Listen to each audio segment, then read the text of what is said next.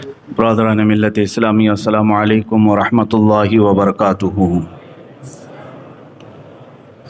الحمد للہ الحنان المنان الذي خلق الانسان وعلمه البیان، والصلاة والسلام على رسوله سید الانس والجان وعلى آلہ واصحابہ ذوی الخیر والاحسان، اما بعد فاعوذ باللہ من الشیطان الرجیم، بسم اللہ الرحمن الرحیم۔ افحسبتم انما خلقناکم عبثا وانکم الینا لا ترجعون، صدق اللہ مولانا العظیم۔ بارگاہ رسالت مآب صلی اللہ تعالی علیہ وسلم میں درود پاک کا ہدیہ پیش کریں۔ اللہم صلی علی سیدنا و مولانا محمد معدن الجود والکرم وآلہ واصحابہ الکرام وابنہ الکریم وبارک وسلم صلاة دائمتا سرمدا ابدا۔ عزیزان گرامی وقار، خدائے قدیر و جبار ارشاد فرماتا ہے، کیا تم سب نے یہ گمان کر لیا کہ تمہیں بیکار میں پیدا کیا گیا ہے؟ اور کیا تم یہ سمجھتے ہو کہ تمہیں لوٹایا نہیں جائے گا؟ افحسبتم انما خلقناکم عبثا، تم یہ سوچتے ہو کہ ہم نے تمہیں عبث پیدا کیا ہے، بیکار پیدا کیا ہے، اور تم یہ سوچتے ہو کہ کبھی ہم لوٹائیں گے نہیں تمہیں؟ یہ دونوں خیالات تمہارے غلط ہیں۔ اللہ عز و جل نے اپنی کائنات میں ایک ذرہ بھی بیکار نہیں پیدا کیا، اس نے ایک مچھر کو بھی عبث نہیں پیدا کیا، اور دنیا میں جس کو بھی بھیجا ہے ایک معین مدت کے لیے، ایک مقررہ وقت تک کے لیے، اور پھر ہر ایک کو اللہ کی بارگاہ میں لوٹایا جائے گا۔ اسی لیے جب کسی کا انتقال ہوتا ہے تو ہماری زبانوں سے بے اختیار نکلتا ہے انا للہ و انا الیہ راجعون، جس کا مطلب ہوتا ہے کہ ہم اللہ ہی کے لیے ہیں اور اللہ ہی کی طرف لوٹنے والے ہیں۔ عزیزان گرامی، جس نے اپنی زندگی کا مقصد اور اپنے یہاں پر زندہ رہنے کا مقصد نہیں سمجھا، وہ سب سے بڑے دھوکے میں رہا۔ لوگ یہ کہتے ہیں کہ فلاں نے مجھے دھوکہ دے دیا، فلاں نے میرے ساتھ چیٹ کیا، بلکہ ایک بزرگ فرماتے ہیں سب سے زیادہ دھوکہ تم خود اپنے آپ کو دیتے ہو۔ دوسروں کا جو کھایا ہوا دھوکہ ہے وہ تھوڑی دیر کے لیے ہوتا ہے، لیکن تم جو خود دھوکے میں مبتلا ہو اپنے آپ کو، یہ برسوں بیت جاتے ہیں، تم نے اپنے آپ کو اس کیفیت سے باہر نہیں نکالا۔ کبھی اپنے جسم کی طرف دیکھو، یہ قیمتی جسم اللہ تعالیٰ نے تمہیں کیوں کر عطا کیا ہے؟ یہ ہاتھ و پیر کی نعمتیں، یہ آنکھ و زبان کی نعمتیں، یہ قوت سماعت، قوت بصارت، یہ تمام قوتیں جو اللہ نے تمہیں بنا کسی معاوضے کے دیا ہے، کیا یوں ہی دے دی گئی ہیں تمہیں؟ ان کا کوئی استعمال؟ تو پھر ظاہر سی بات ہے، بندہ جس چیز کے لیے پیدا کیا گیا ہے وہ چیز نہ کرے تو گویا کہ اس نے خود اپنے آپ کو اس دنیا میں سب سے بڑا دھوکہ دیا۔ میرے عزیزو، اپنے آپ کو دھوکہ دینے سے باہر نکل آؤ۔ میں آج یہ کہنا چاہوں گا ان نوجوانوں سے جو اپنی زندگی کا مقصد نہیں سمجھ سکے، کسی دن آ کر پوچھ لیتے کہ ہماری تخلیق کا کیا مقصد ہے، ہمیں کیوں بنایا گیا ہے، اس دنیا میں مجھے کیوں بھیجا گیا ہے، میں یہاں کیوں زندہ ہوں۔ حد تو یہ ہے کہ جو کسی چیز کی تحقیق کرتا ہے، ریسرچ کرتا ہے، اسے سائنسدان کہتے ہیں۔ ایٹم پر تحقیق کیا، ذرے پر تحقیق کیا، زمینوں پر تحقیق کیا، آسمانوں پر تحقیق کیا، انسان نے کن چیزوں پر تحقیق نہیں کیا ہے؟ اور جس مادے پر انسان تحقیق کرتا ہے وہ اتنا بلندی پر جاتا ہے کہ دنیا اسے سائنسدان کہتی ہے، سائنٹسٹ کہتی ہے۔ اور اسلام سب سے پہلے تمہیں خود اپنے آپ پر تحقیق کرنا سکھاتا ہے۔ عزیزان گرامی، اسی لیے مشہور قول ہے من عرف نفسہ فقد عرف ربہ، جس نے اپنے آپ کو پہچانا اس نے اپنے رب کو پہچان لیا۔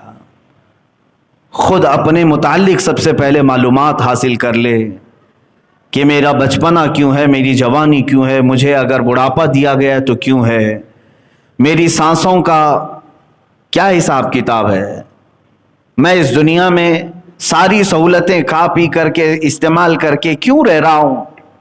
کوئی تو مقصد ہوگا۔ مثال کے طور پر آپ کو اچانک کسی نے 5 اسٹار ہوٹل میں بلایا، وہاں پر طرح طرح کے کھانے لگے ہوئے تھے، بہترین روم ہیں، آپ گئے اور وہاں کے کھانے بھی استعمال کرتے رہے، وہاں کے رومز بھی استعمال کیے، وہاں کا پانی استعمال کیا، جو جو سہولیات تھیں وہاں پر سب آپ نے استعمال کیا، لیکن کیا یہ آپ کا فرض نہیں بنتا کہ آپ کو دعوت کس کام کے لیے دی گئی تھی؟ وہاں پہ اس 5 اسٹار ہوٹل میں کوئی پارٹی تھی، کسی کی شادی، کسی کا ولیمہ، کسی کا عقیقہ، کیا تھا؟ کیوں بلایا گیا تھا آپ کو؟ کیوں بلایا گیا؟ ایک بڑے فنکشن ہال میں آپ کو کیوں بلایا جاتا ہے؟ آپ کو تو یہ معلوم ہی ہوتا ہے مجھے فلاں کی شادی میں بلایا گیا، ولیمے میں بلایا گیا، عقیقے میں بلایا گیا، منگنی میں بلایا گیا، آپ کو معلوم ہوتا ہے کیوں بلایا گیا ہے۔ بغیر آپ کو معلوم ہوئے آپ وہاں جا کر کے موج مستی کرتے رہیں تو آپ کو پاگل کہا جائے گا، اسے پتہ ہی نہیں ہے یہاں ہو کیا رہا ہے، صرف عیاشی کرنے کے لیے آ گئے۔ عزیزان گرامی وقار، تمہارے اس کائنات میں جلوہ گر ہونے سے پہلے اللہ تعالیٰ نے کیا چیزیں تمہارے لیے نہیں سجائیں؟ یہ زمین کا مضبوط بچھونا، آسمان کا مضبوط چھت بغیر پلر کا، یہ کائنات میں سرسراتی ہوئی ہوائیں اور تمہارے لیے مفت سانسیں، تمہارے لیے پانی کی فراوانی، روشنی کا انتظام، سونے کے لیے الگ تمہیں نیند کے غلبے، بھوک لگے تو کھانے کی تمام چیزیں، یہ سب چیزیں مہیا کر دی گئیں، تو تم آئے کیوں یہاں پر؟ اس کائنات میں کیوں آئے؟ کیا مطلب تھا؟ کیا مقصد تھا؟ اسی مقصد تخلیق کو قرآن کہتا ہے سورہ زاریات کی آیت، وَمَا خَلَقْتُ الْجِنَّ وَالْإِنسَ إِلَّا لِيَعْبُدُونَ۔ اللہ تعالیٰ فرماتا ہے ہم نے جنات اور انسانوں کو صرف میری عبادت کے لیے بنایا ہے، اپنی عبادت کے لیے بنایا ہے۔ سمجھ میں آیا کہ ہمیں کائنات میں اللہ نے اگر بھیجا ہے تو اس کی عبادت کے لیے بھیجا ہے۔ عزیزان گرامی، اسی بات کو میں نے اس سے قبل بھی دہرایا تھا کہ انسان باقی ساری چیزیں کر لیا لیکن جس کا مقصد کے لیے وہ آیا تھا اسی میں وہ ادھورا رہ گیا، یعنی عبادت، اللہ کی رضا حاصل کرنا، یہ سب کا مقصد تھا، اسی لیے تمہیں بنایا گیا تھا۔ اور آج بہت سارے لوگ یہ سمجھتے ہیں کہ یہ لائف بیکار کی چل رہی ہے اور اس کو اس طرح سے گزار رہے ہیں جیسے لگتا ہے کہ کوئی ہلکی پھلکی چیز تمہارے ہاتھ میں آئی ہے۔ اتنی قیمتی زندگی اللہ تعالیٰ نے تمہیں دی ہے کہ اگر سانس تمہاری رک جائے تو کروڑوں دے کر کے بھی کسی ڈاکٹر سے سانسیں واپس نہیں لا سکتے۔ ایک بار تمہاری دھڑکن رک جائے تو لاکھوں کروڑوں اربوں دے کر کے بھی اس دھڑکن کو واپس نہیں لا سکتے۔ اتنی قیمتی لائف تمہارے ہاتھوں میں آج موجود ہے، لیکن اس کا مقصد نہ سمجھ کر کے اپنے آپ کو عیاشیوں میں اور بیکار زندگی میں گزارنا، گویا کہ انسان کا خود اپنے آپ کو دھوکہ دینا ہے۔ مجھے بتاؤ کتنے لوگوں نے اپنے آپ کو دھوکہ دیا؟ یہ تو جرم ہے دھوکہ دینا دوسروں کو، لیکن میں سمجھتا ہوں اس سے بڑا جرم اپنے آپ کو دھوکہ دینا کہ تم پیدا کس کام کے لیے کیے گئے تھے اور کر کیا رہے ہو آج۔ مجھے بتاؤ اے بچوں، جوانوں، کیا تمہاری راتیں اسی لیے بنائی گئی ہیں کہ تم رات بھر بیٹھ کر گیم کھیلو؟ کیا تمہاری راتیں اسی لیے ہیں کہ تم کسی بھی نکڑ پر بیٹھ کر کے گپیں لگاؤ؟ کیا تمہاری راتیں اسی لیے ہے کہ لوگوں کے عیب جوئی کرو؟ کیا تمہارے دن اسی لیے ہیں کہ تم اپنے طبیعت اور اپنی خواہشات کے لیے ڈانس بار، کبھی کلب، کبھی فلاں جگہ، نشے کے اڈے، تاش کے پتے، شراب کی بو، یہ تمام چیزیں زندگیوں میں ایسی لائی گئیں؟ کیا آپ نے کبھی یہ سوچا کہ اسی لیے میں دنیا میں آیا ہوں؟ نہیں میرے عزیزو، کسی اور نے نہیں، تمہیں اس راستے پر تمہارے نفس نے دھوکہ دیا ہے، اپنے آپ کو دھوکہ دے کر کے صراط مستقیم سے ہٹا دیا ہے۔ عبث نہیں پیدا کیے گئے، بیکار نہیں پیدا کیے گئے۔ میں تاریخ کی چند مثالیں آپ کے سامنے رکھتا ہوں جنہوں نے دنیا میں ایک ایسی تاریخ رقم کی ہے کہ ان کی زندگی کا ایک لمحہ بھی ضائع نہیں کیا انہوں نے، ایک دن تو دور کی بات، ایک لمحہ ضائع نہیں کرتے تھے۔ امام بخاری رضی اللہ تعالیٰ عنہ کون نہیں جانتا اس امام المحدثین کو؟ قرآن پاک کے بعد سب سے افضل کتاب اس روئے زمین پر وہ بخاری شریف ہے، صحیح بخاری۔ آپ پڑھنے کے لیے جب بیٹھتے تھے یا احادیث کا مطالعہ کرتے تو رات پوری گزر جاتی، تھوڑی دیر آپ آرام کرتے، اس کے بعد جب مطالعے کے لیے بیٹھتے تو فجر کی اذان ہونے کے قریب آ جاتا اور وہ احادیث پلٹتے رہتے ہیں اور اس میں غور و فکر کرتے رہتے۔ پہلے ایسا ہوتا کہ صبح صادق جب ہو جائے تو مرغے بانگ دیتے، بانگ دینا سمجھتے ہوں کہ مرغا پکارتا ہے۔ اب مرغوں کے پالنے کا بھی سسٹم ختم ہو گیا ہے، سب دیسی مرغوں کی جگہ برائلر چکن نے لے لیا ہے، یہ سارے تو جنگلی کہلانے لگ گئے اب، حالانکہ اس کی فضیلت آئی ہے یہ دیسی مرغے کی، اس کو مارنے سے بھی منع کیا گیا، کہا گیا کہ اس کو اذیت نہ دو، اس لیے کہ لوگوں کو صبح کی اذان کے طور پر جگاتا ہے۔ تو پہلے یہی ہوتا تھا کہ برابر وقت پر صبح صادق پر مرغا بانگ دیتا اور لوگ یہی سمجھتے کہ اب فجر کا وقت ہو چکا ہے، وہ برابر فجر کے وقت پکارتا اور اس مرغے پر لعنت بھیجی گئی ہے جو آدھی رات میں پکارتا ہے، کہا گیا وہ شر ہے، وہ شیطانی ہے۔ خیر، امام بخاری رحمۃ اللہ تعالی علیہ کچھ لکھ رہے تھے یا پڑھ رہے تھے، مرغے نے بانگ دی، تو جیسے ہی مرغا بانگ دیتا آپ اپنی کتاب بند کر دیتے اور مسجد کی طرف چلے جاتے۔ نماز کا وقت ہو چکا ہوتا جب آپ فجر کی ادائیگی کے لیے آتے، امام بخاری رحمۃ اللہ تعالی علیہ نے ایک رات مرغے کی آواز سنی، اپنا مطالعہ بند کیا، اپنی کتاب بند کی اور نکل پڑے۔ مسجد آئے تو پتہ چلا ابھی فجر کا وقت ہونے میں کافی ٹائم باقی ہے، کافی ٹائم کا مطلب آدھا گھنٹہ، آدھا سے پونا گھنٹہ ہوگا، اتنا وقت باقی تھا ابھی طلوع صبح صادق کے لیے۔ امام بخاری رحمۃ اللہ تعالی علیہ کو جلال آ گیا، حالانکہ اگر کوئی وقت سے پہلے مسجد میں آ جائے تو ثواب ہی ہے، کیا خرابی ہے۔ امام بخاری رحمۃ اللہ تعالی علیہ اس قدر جلال میں آئے کہ آ کر کے آپ نے ایک جملہ کہا کہ اللہ اس مرغے کو قتل کر دے، قاتل اللہ ھذا الدیک، اللہ اس مرغے کو قتل کر دے جس نے میرے مطالعے کے وقت کو برباد کیا، جو میری پڑھائی کا وقت تھا اس نے اس میں سے، اس کی آواز کی وجہ سے میں اٹھ گیا، میرا اتنا وقت اس نے خراب کیا۔ مرغا فجر کی اذان سے پہلے ختم ہو چکا تھا، مر چکا تھا۔ آپ کی والدہ ماجدہ امام بخاری رحمۃ اللہ تعالی علیہ کی والدہ ماجدہ نے آپ کو نصیحت فرمائی اور ارشاد فرمایا کہ بیٹا اس کے بعد کبھی کسی کے لیے اس طرح کا جملہ نہ کہنا، اس لیے کہ اللہ تمہاری زبان میں اثر رکھا ہے۔ بتانا مقصود یہ ہے میرے عزیزو کہ ان کا کتنا وقت گیا ہوگا، آدھا سے پونا گھنٹہ، جس کے لیے وہ اتنے جلال میں آئے کہ اس مرغے کو پھر کبھی دوبارہ پسند نہیں فرمایا اور وہ ختم بھی ہو گیا۔ یہاں تو پوری کی پوری راتیں ضائع ہو گئیں، برس کے برس ضائع کیے، مہینوں ضائع کیے اور کبھی اف تک نہیں۔ میرے عزیزو تمہارے پاس جو وقت ہے یہ بہت ہی قیمتی وقت ہے اللہ کو منانے کے لیے اور اس کو راضی کرنے کے لیے۔ میں ایک حدیث پاک آپ کو سنا کر مقصد زندگی آپ کو بتانا چاہوں گا۔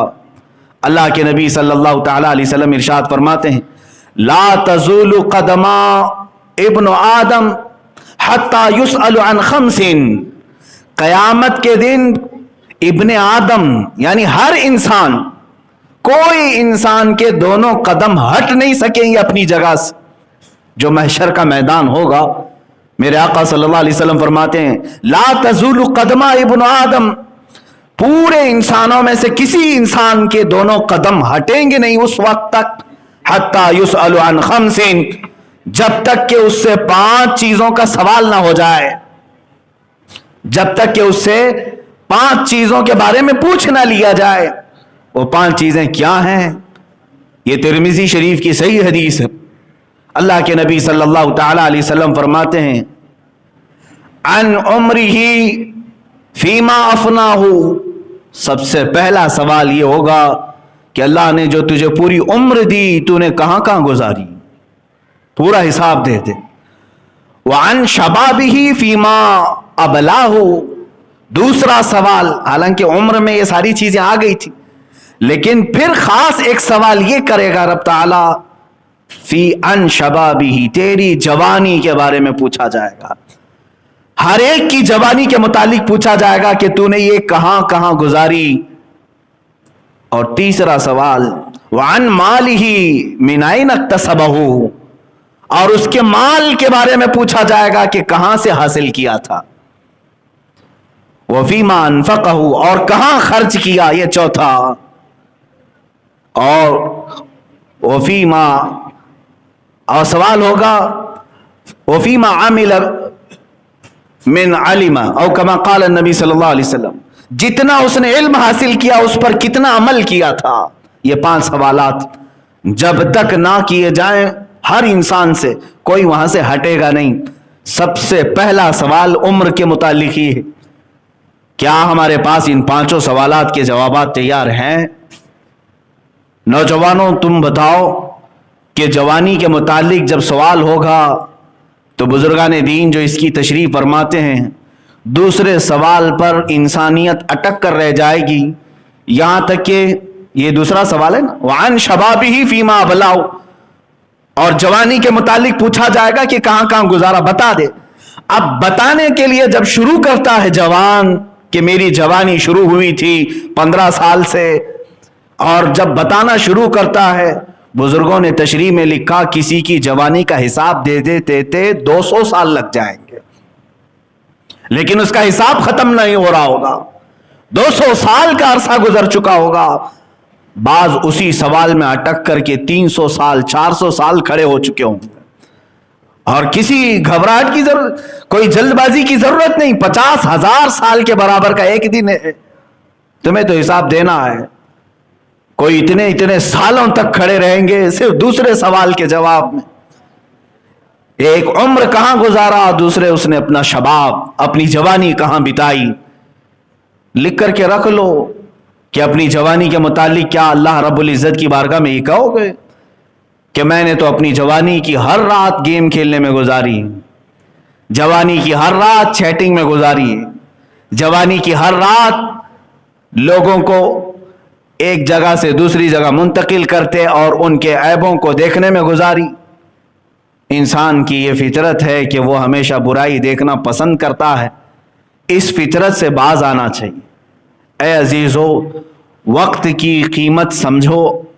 और नौजवानों से मैं कहूँगा, अब तुम्हारे लिए हालात इस कदर तेज़ी से बदले जाएंगे कि सिर्फ और सिर्फ आपके पास अभी 5 से 10 साल के अरसे में इतनी ज़बरदस्त चेंजिंग देखने को मिलेगी जो पिछले 100 सालों में आपने नहीं देखा होगा।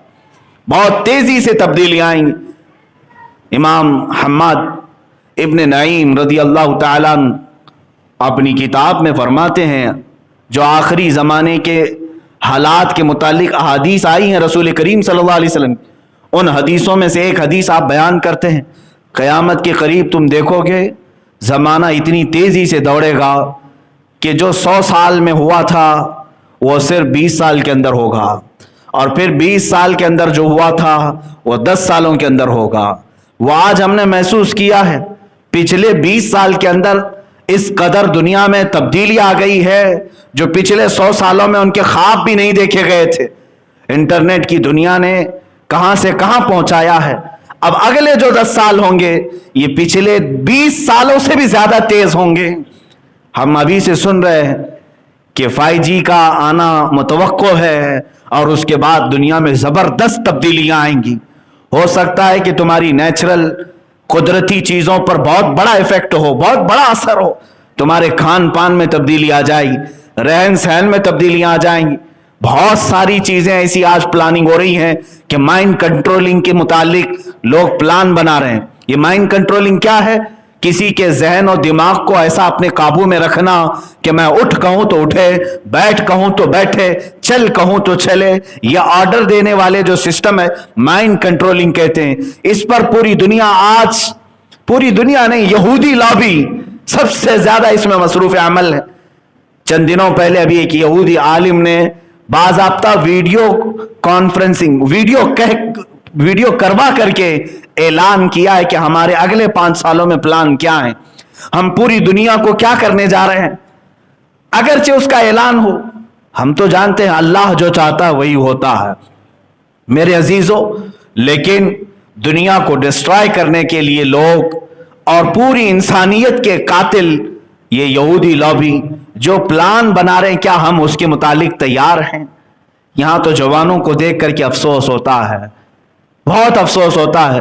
अल्लाह तबारक व तआला ने तुम्हें फजूल नहीं पैदा किया, अबस नहीं पैदा किया। आज हमारी जवानी को देखकर कोई मदद के लिए भी पुकारना नहीं चाहता हमें। ये खुद अपने आप को धोखा दिया हुआ आदमी है, दूसरों की क्या मदद कर सकेगा। मुझे अभी चंद दिनों पहले एक बात पढ़ने को मिली, कश्मीर की खवातीन बिलखती हैं, आज रोती हैं, बहुत सारी उनकी परेशानियां हैं। लेकिन एक जमाना था जब इसी सिंध के इलाके से चंद औरतों ने अरब के नौजवानों को पुकारा था। राजा दाबेर सिंह, ये मैं 90 हिजरी की बात कर रहा हूं, आज से 1300 साल पहले तकरीबन राजा दाबेर सिंह की हुकूमत थी। जब कुछ हज पर जाने वाली खवातीन श्रीलंका से निकली, बीच रास्ते में गुंडों ने उन्हें अगवा कर लिया और उनकी इज्जतों से खेलने लगे, तो उन औरतों ने जो हज के लिए निकली थी आवाज दी कि कोई अरब का काफिला हो तो हमारी आवाज खलीफा वक्त तक पहुंचा दे। तो उस वक्त जो ताजिर आए थे, उन ताजिरों ने ये बात सुनी कि कुछ मुसलमान औरतें इस तरह अगवा की जा चुकी हैं, गिरफ्तार हैं। तो वो बात जा करके उस जमाने के हज्जाज बिन यूसुफ गवर्नर के सामने बयान की गई। वो खुद एक जालिम था, लेकिन दरबार में एक नौजवान गुजर रहा था जो उसका भतीजा भी, मोहम्मद बिन कासिम, रुक गया, पूछा कि कहां से खबर लाए हो? कहा सिंध से। ये हिंद और सिंध 2 खित्ते थे हमारे, जो आज कट करके कुछ पाकिस्तान में चला गया, कुछ हिंदुस्तान में। सिंध से हम ये खबर ले आए हैं, वहां कुछ औरतों के साथ जुल्म बर्बरियत का खेल खेला जा रहा है। तो मोहम्मद बिन कासिम ने अरब की उस सरजमीन से आवाज लगाई थी, लब्बैक या उख्ता, ऐ मेरी बहन मैं हाजिर हो रहा हूं, मैं आ रहा हूं। उस वक्त मोहम्मद बिन कासिम ने वक्त के गवर्नर से इजाजत ली और 10,000 नौजवानों का लश्कर लेकर वो सिंध पर हमलावर हुआ। ये सबसे पहला लश्कर था जो हिंदुस्तान में दाखिल हुआ और राजा दाबेर सिंह के साथ मुज़ाकरात हुए, बातचीत हुई। जब हल ना हो सका, वो औरतों को आजाद करने पर आमादा नहीं हुए, तो सिर्फ और सिर्फ इज्जत औरतों की महफूज रखने की खातिर इन नौजवानों ने उनके साथ ऐसा हमला किया कि ये पूरे के पूरे फौज तितर बितर हो गई और गुंडे पकड़े गए, हत्ता कि राजा दाबेर सिंह भी गिरफ्तार हुआ। उन खवातीन को आजाद कराया गया। पहली मर्तबा मोहम्मद बिन कासिम ने परचम इस्लाम हिंद में लहराया। यह वो जमाना था जब हिंदुस्तान में अलल ऐलान किसी ने परचम नहीं लहराया, पहला लश्कर। लेकिन मुझे यह बात इसलिए बतानी पड़ रही है कि जो मोहम्मद बिन कासिम अरब से चल करके चंद खवातीन की इज्जत बचाने के लिए आया था, वो कोई 40 साल 50 साल तजुर्बाकार सिपह सालार नहीं था, वो जर्नल और कमांडर नहीं था, बल्कि सिर्फ और सिर्फ 19 साल का जवान था। सिर्फ 19 साल का जवान था। 10,000 के लश्कर को लेकर आया और खवातीन की इज्जत बचाने के लिए 19 साल के जवान तो आज औरतों पर झपटा मारने के प्लान बना रहे हैं, इज्जतों पर डाका डालने की सोच रहे हैं। 19 साल की जवानी लोग ये सोचते हैं सिर्फ हमें चैटिंग के लिए है, औरतों को फ्रेंड रिक्वेस्ट भेजने के लिए, उनसे हमारे रात के मुकालमे के लिए। मुआज़ अल्लाह रब्बिल आलमीन। याद रखो तुम्हारा जो ये शबाब, तुम्हारी ये जवानी जिन लम्हों में गुजर रही है, तुम क्या सोचते हो घर के पर्दे बंद करके मैं चैटिंग करता हूं? तुम्हारा अकीदा क्या है? कुरान कहता है यअलमु खाइनतल अयुनि वमा तुख्फी सुदूर, तुम्हारी आंखें जो खयानत कर रही वो भी देख रहा है, और तुम्हारे दिलों में जो हालात गुजर रहे हैं उसको भी वो देख रहा है। तुम्हारी उंगलियों की हर हरकत पर अल्लाह की नजर है। जब तुम उठाए जाओगे तो इन तमाम चीजों के साथ उठाए जाओगे। अजीजा ने गिरामी, मैं तो चंद मिसालें पेश करना चाह रहा था कि जिन्होंने अपना मकसद जिंदगी समझा, बरसों हो गए आज हमारे मुआशरे में वो बच्चे ही नहीं पैदा हुए। जिन्हें आज अपना मकसद जिंदगी समझ में आए और मुख्तसर सी जिंदगी में इस कायनात में कुछ करके चले जाएं, दुनिया को कोई तोहफा दे करके जाएं। आपको मालूम है आज दुनिया जिन जदीद चीजों का लाभ उठा रही है, ये जितनी टेक्नोलॉजी है, मैं चैलेंज करता हूं इनकी जड़ तक जाओगे तो ये सारी टेक्नोलॉजी जो हदिया किया गया है पूरी दुनिया को, आज इसमें सबसे बड़ा किरदार मुसलमान उलमाए कामिलीन का है। सब मुस्लिम उलमा है, सब मुस्लिम उलमा है। 100 से ज्यादा मुस्लिम साइंटिस्ट मैं आपके सामने पेश करूंगा जो कायनात में सबसे पहले इजाद करने वाले मौजूद हैं बहुत सारी चीजों के, और आज चुरा करके किसी और के नाम पर ये तख्तियां लगाई गई। आपको क्या खबर, आज पूरी दुनिया मुवासलात के तौर पर यानी सफर के लिए इतना तेज हो चुकी, एरोप्लेन बन गए, हजारों लोग उसमें सफर करने लगे। और इस एरोप्लेन की इजाद के मुतालिक 15वीं सदी के बाद के चंद अंग्रेजों के नाम बताए जाते हैं। नहीं मेरे अजीजों, सबसे पहले इसका तजुर्बा करने वाले हुसैन बिन अब्बास फरनास, अब्बास बिन हुसैन फरनास, ये करतबा में रहने वाला एक ऐसा साइंसदान, कब की बात कर रहा हूं, आज से 1000 साल पहले की बात, आज ये 2020 चल रहा है, वो 1021 1022 का साइंसदान है। जब करतबा की जामा मस्जिद के मीनार से पर लगाकर उकाब के उसने खुद उड़ने की कोशिश की, और पहला वो इंसान है जो हवा में उड़ने का एक तजुर्बा दूर लोगों के सामने पेश किया। ऐसे नहीं कि मीनार से छलांग लगाया, बल्कि तारीख में आज भी रकम है, अब्बास फरनास 10 मिनट तक हवा में उड़ता रहा। इसने नई इजाद की और उसके 500 साल बाद आकर इस फार्मूले पर तहकीक की गई और उसके बाद एरोप्लेन बनाया गया। दुनिया को हवाओं में उड़ने का अंदाज भी एक आलिम दीन ने दिया था, एक नौजवान साइंसदान ने दिया था। इब्नुल हैसम का नाम सुना होगा आपने, सबसे पहले बसरियात के इल्म पर किताबें लिखने वाला वो साइंसदान जिसने आंखों के मुतालिक तमाम तफसीलात दर्ज की, बल्कि दुनिया में सबसे पहले कैमरे का तस्वुर देने वाला इब्नुल हैसम है कि रोशनी जितने बारीक हिस्से से अंधेरे कमरे में जाएगी, एक कमरे से कैमरा बनाया गया। इब्नुल हैसम कौन है? एक मुस्लिम साइंसदान। इतना ही नहीं, अबू बकर राजी, ये वो तबीब है जो पूरी दुनिया का फाउंडर है। इल्म तिब में, मेडिकल साइंस में सबसे ज्यादा किताबें लिखने वाला मुस्लिम आलिम दीन अबू बकर जकरिया राजी, जिन्होंने आज से कई 100 साल पहले लोगों को तस्वुर दिया इल्म तिब का। सर्जरी के मामलात पूरी दुनिया में कहीं पर नहीं थे। सबसे पहले अबू बकर राजी ने सर्जरी के तरीके बताए, हॉस्पिटल का निजाम बताया कि हॉस्पिटल कहां बनाया जाए।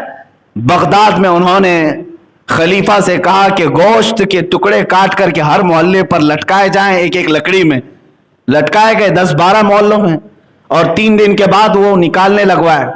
इमाम राजी ने देखा कि जो गोश्त का टुकड़ा सबसे लेट खराब हुआ या सूखा, बहुत सारे तो सड़ गए, सूख गए, जो बहुत देर तक सही सलामत था, अबू बकर राजी ने कहा यहां हॉस्पिटल बनाया जाए। कहा क्यों? कहा यहां की आबो हवा जिस्म को जल्दी खराब नहीं होने देती, मरीज को ऐसी जगह रखा जाए जहां की आबो हवा उसके जिस्म को सलामत रखे। यह कॉन्सेप्ट किसने दिया था? अबू बकर राजी ने, जब उनकी उम्र 33 साल की थी। 33 साल की उम्र में बड़े से बड़ी दुनिया को इन्होंने फार्मूले पेश किए। एक दो नहीं मेरे अजीजों, इब्न साआती, लक़ब साआती खुरासानी, एक मशहूर साइंसदान, मिस्र के रहने वाले, और आज से तकरीबन 1200 साल पहले की बात बता रहा हूं, खलीफा हारून रशीद के जमाने, तब इस साइंसदान ने हाथ की घड़ी इजाद की और पूरा प्लैनेट सिस्टम देखने का तरीका इजाद किया। सैयारे गर्दिश कहां करते हैं, ग्रेविटी सिस्टम जो बाद में न्यूटन के लिए पेश किया गया, ये सबसे पहले मुस्लिम आलिम दीन ने पेश किया, कशिश सिकल जिसको कहते हैं। और सबसे पहले अबू बकर राजी ही हैं जिन्होंने केमिकल की दुनिया में सबसे पहले एसिड तैयार किए, सल्फ्यूरिक एसिड, जो आज कीमिया में बुनियाद की हैसियत रखता है। ये तमाम चीजें दुनिया को देने वाले वो मुस्लिम साइंसदान थे। मेरे अजीजों, में इनकी मिसालें सिर्फ इसलिए पेश कर रहा हूं कि दुनिया में ये तरक्कियात और दुनिया में जीने के सलीके इस्लाम ने और मुसलमानों ने दिए, आज पूरा का पूरा पलट दिया गया और तुम्हें इतना पीछे धकेल दिया गया कि आज दुनिया तुम्हें तहजीब सिखाने आ रही है। आज तुम्हें मैनेजमेंट डेवलप करने के लिए तरीके सिखाए जा रहे हैं और बहुत सारी चीजें ऐसी हैं कि गुलामी के अंदाज में तुम सीखने के लिए गैरों के दरबार में जा रहे हो। ऐ मेरे अजीजों, आज सबसे बड़ा जो हमारे पास नुकसान हुआ है वो हमारे बच्चों को हमारा माजी ना पढ़ाना, हमारी तारीख ना पढ़ाना। चंद साल और तुम इस तरह आंख बंद करके बैठे रहो, तब उसके बाद बच्चों का हाल ये होगा। ये मुस्लिम साइंसदान तो भुला ही दिए गए हैं, ये तो कहां मालूम है, अच्छे अच्छे लोगों को नहीं मालूम, ये तो भुला ही दिए गए हैं। औलिया इकराम भी भुला दिए जाएंगे, तारीख खत्म की जाएगी और चंद दिनों के बाद मैं बारहा ये कहता हूं, शायद बच्चे बाद में ये भी पूछेंगे मोहम्मद किसका नाम था। मुआज़ अल्लाह रब्बिल आलमीन। जब इस तरह हम तारीख से अपनी आंखें बंद करके बैठे हैं और सारा का सारा हमारा वक्त इसी मोबाइल इंटरनेट पर गुजरे, जो फजूल और फहश चीजों को देखने में, ऐ मेरे अजीज बच्चों, आज अपनी जिंदगी की कदर और कीमत समझो और बाज आ जाओ। तुमसे सवाल होगा तुम्हारी जवानी के मुतालिक। तुम यहां पर अल्लाह की इबादत के लिए बनाए गए हो, उसी चीज में अभी खरे नहीं उतर सके, इसी में बहुत सारी चीजें बाकी रह गई हैं। इसीलिए शायर ने हुजूर अकरम सल्लल्लाहु तआला अलैहि वसल्लम की बारगाह में ये एक इस्तिगासा के तौर पर यूं कहा था, ऐ खासान रसूल वक्त दुआ है, उम्मत पे तेरे वक्त अजब आके पड़ा है। जो पूरी दुनिया को क़ियादत सिखाने के लिए निकला था इस्लाम, वो आज अपने ही देश में गरीबुल गुरबा है। आज जितने मुस्लिम ममालिक हैं वहां की भी हालात यही हैं कि उनके यहां गैस है, पेट्रोल है, डीजल है, न जाने क्या क्या मादनियात हैं, लेकिन निकालने वाले यूरोपियन हैं, अमेरिकी हैं। इन पर इजारादारी पूरी बाहर की कंपनियों की है। क्या हम इस कदर आज इल्म से और अपने मकसद जिंदगी से बिछाड़ दिए गए? ऐ मेरे अजीजों, मैं पढ़ रहा था यहूदियों के मुतालिक, बरसों गुजर गए, 1400 साल हो गए मेरे आका सल्लल्लाहु तआला अलैहि वसल्लम की तालीमात को। बाज़ उलमा भी इसको रिजेक्ट करते हुए आज अलग अंदाज से बोलने की कोशिश करते हैं। हुजूर ने फरमाया था, अपने बच्चों को निशानाबाजी सिखाओ, तीर अंदाजी सिखाओ। हुजूर अकरम सल्लल्लाहु तआला अलैहि वसल्लम की हदीस में इन्हें घुड़सवारी सिखाओ, तीर अंदाजी सिखाओ। और एक हुजूर अकरम सल्लल्लाहु तआला अलैहि वसल्लम का हुक्म है कि ये तीन चीजें सिखाने के लिए फरमाया गया। आपके बाद जब ये बात कही जाए तो ये घोड़ों का जमाना नहीं है, मर्सिडीज कार का जमाना है। अब तीर अंदाजी का जमाना नहीं, अब तो बम बारूद पेट्रोल मिसाइल का जमाना है। ठीक है, जदीद दुनिया में तुम ये जवाब तो दे सकते हो, लेकिन आज ही की बात मैं बताऊं, इजराइल में आज भी यहूदियों को देखा गया, वहां पर 6 साल के बच्चे को कंपलसरी निशानाबाजी सिखाई जाती है, जबकि उनको मालूम है यह जमाना तीर अंदाजी का नहीं, लेकिन निशानाबाजी क्यों सिखाई जा रही है? घुड़सवारी आज भी सिखाई जा रही है इजराइल में, आज भी। क्या उन्हें नहीं मालूम? वही कारों की इजाद करने वाले लोग हैं बहुत सारे। अजीजा ने गिरामी वकार, मैंने ये महसूस किया दुनिया की दूसरी कौमें मेरे नबी के फरमान के मकासिद समझ गई और वो हल करने पर अपने बच्चों को आमादा कर लिया, और हम तरक्कियात के नाम पर अपने ही नबी के फरामीन को पीछे छोड़ते चले गए। मैंने शायद इससे कबल भी आपसे कहा था, एक औरत जब हामला हो जाए इजराइल में तो 9 महीने उसकी निगरानी के लिए बजट पास होता है। हामिला औरतों के लिए बजट पास किया जाता है गवर्नमेंट की तरफ से। 9 महीने वो कैसे गुजारेगी? उसे मैथमेटिक्स के टफ फंडे दिए जाते हैं हल करने के लिए कि औरत इनमें अपना वक्त सर्फ करे, उसके पेट में पलने वाला बच्चा ज़हीन पैदा होगा। औरत को हिसाब में पूरा दिन गुजारने के लिए कहा जाता है, बहुत सारी चीजें। और जब पैदा होता है बच्चा, उस वक्त से उसकी प्लानिंग, मास्टर प्लानिंग होती है। हर यहूदी बच्चा बिजनेसमैन बने, हर यहूदी बच्चा टॉप इंजीनियर बने। یہ تمام چیزیں انہوں نے اپنے بچوں کے ساتھ کیا، اسی لیے مٹھی بھر ہو کر پوری دنیا پر حکمرانی کے خواب سوچتے۔ عزیزان گرامی وقار، آج ہمارے پاس صرف اور صرف ایک آپشن رہ گیا کہ ان بچوں کو جو تم نے آوارہ چھوڑ دیا ہے، بیکار اور عبث چھوڑ دیا، یا پھر جو نوجوانوں نے اپنے آپ کو سمجھ لیا کہ ہم بیکار ہیں، عبث ہیں، وہ واپس آ جائیں۔ اللہ نے تمہیں بیکار نہیں بنایا، فضول نہیں بنایا۔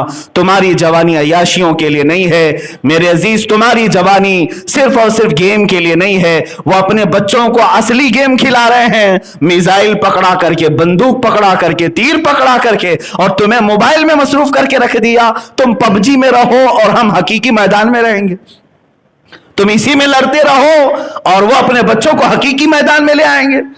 آج میں نے یہ دیکھا کہ چند دنوں پہلے ایک بھڑکاؤ بھاشن کرنے، ویسے تو ہمیں یہ کہتے ہیں ہندوؤں میں، ایک سوامی کہہ رہا ہے کہ ہر بچے کو آپ ہتھیار دو، ہر بچے کو ہتھیار دو۔ کیا آپ کو ہندوستانی نظام کے ڈپارٹمنٹ پر نہیں بھروسہ ہے؟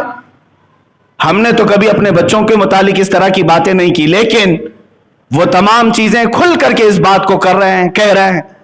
صرف اس لیے میرے عزیزوں کے الرٹ رکھنا چاہتی ہے ہر قوم اپنے بچوں کو۔ آج میں بھی آپ سے یہی گزارش کرنا چاہوں گا، اٹھو وگرنہ حشر نہ ہوگا پھر کبھی۔ دوڑو کے زمانہ اپنی چال چل گیا، دوڑو کے زمانہ چال اپنی چل چکا۔ میرے عزیزوں، اپنے بچوں اور اپنے جوانوں کے وقت کو برباد ہونے سے بچاؤ، ان کے ضائع ہونے سے بچاؤ۔ بہت ساری تاریخیں ہمارے پاس موجود ہیں۔ ہندوستان میں آ کر کے تاریخ رقم کرنے والے سلطان سید سالار مسعود غازی رحمۃ اللہ تعالی علیہ کا نام سنا ہوگا۔ بہرائچ شریف کے ایک بزرگ ہیں جن کے متعلق اعلیٰ حضرت فرماتے ہیں ہر 50 منٹ پر وہاں پر حضرت خضر علیہ السلام کی حاضری دیکھی گئی ہے۔ یہ وہ سالار مسعود غازی جو خواجہ غریب نواز سے پہلے ہندوستان آئے تھے اور اپنی زندگی قربان کی اور شہادت پایا، اور آج تک لاکھوں کروڑوں لوگوں کے دلوں میں آج ان کی عظمت موجود ہے۔ جانتے ہیں ان کی عمر کیا تھی؟ ان کی شہادت کے وقت ان کی عمر 18 سال کی تھی، 18 سال کی عمر، اور سلطان سالار مسعود غازی سلطان الاولیاء بن گئے۔ شہیدوں میں بڑا اعلیٰ مقام ہے۔ اس لیے جوانی اگر کسی نے اپنے صحیح طریقے سے استعمال کیا تو اللہ تبارک و تعالیٰ اسے ہمیشہ لوگوں کے دلوں میں زندہ رکھتا ہے۔ مولا کریم ہم سب کو ہماری زندگی کو بیکار ہونے سے محفوظ فرمائے۔ وآخر دعوانا الحمدللہ رب العالمین۔